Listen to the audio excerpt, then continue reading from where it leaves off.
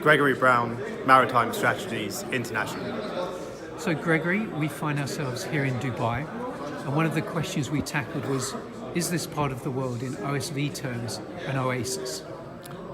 To our mind, absolutely, yes it is. That's more instructive as to how bad perhaps the rest of the market is, but the Middle East has long offered pretty stable levels of demand that we think will increase materially over the next 5 years. One of the things that came out in the open discussion was the sense that there's a scarcity of information when it comes to what's actually going on here. Part of that relates to the fragmentation of the market, which is one of the key weaknesses of the Middle East. And that fragmentation hampers collaboration in the industry. There's not enough information sharing. And that would be one of the key learning points, I think, for the industry to take heed of going forward. Who's earning the biggest returns at the moment in this part of the world? Oil companies, by a long stretch of the imagination. Although we would expect to see increased demand going forward, that increased demand comes from oil and gas companies which seemingly are committed to capital discipline. With them being so committed, we're not going to see an avalanche of projects, and because that incremental demand isn't sufficient to really tighten supply and demand, earnings, although set to increase, perhaps not going to reach the highs of where they were last cycle. Perhaps music for your ears was the idea that the region needs a brokerage. Absolutely. Part of that relates to, again, fragmentation of the market, lack of information, and a brokerage's job is to provide both of those things. So clearly an opportunity, but getting people to speak to each other across borders, across cultures, difficult. What's the good news in this region? The good news is that things are getting better.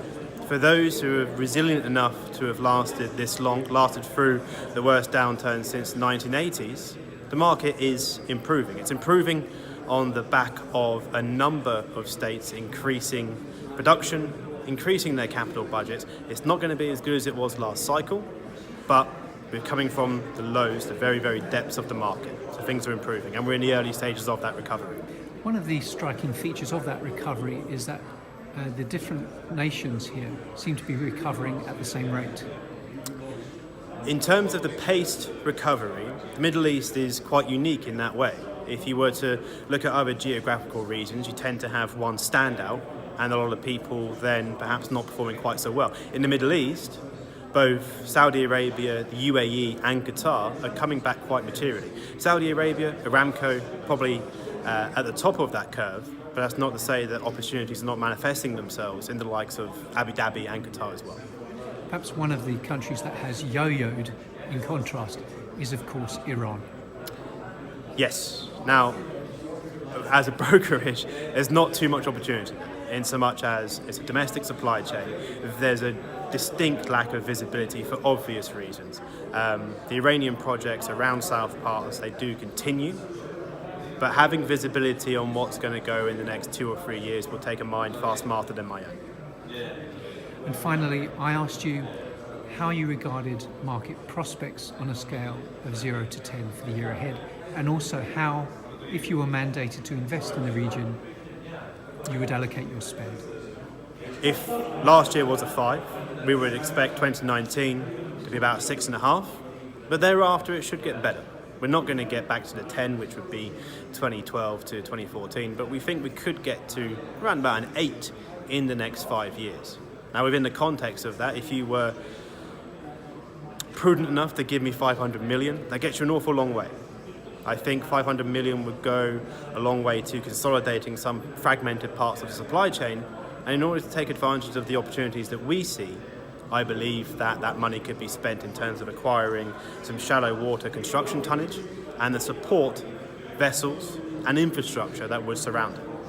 And with a little bit of money left over, I would suggest starting a brokerage.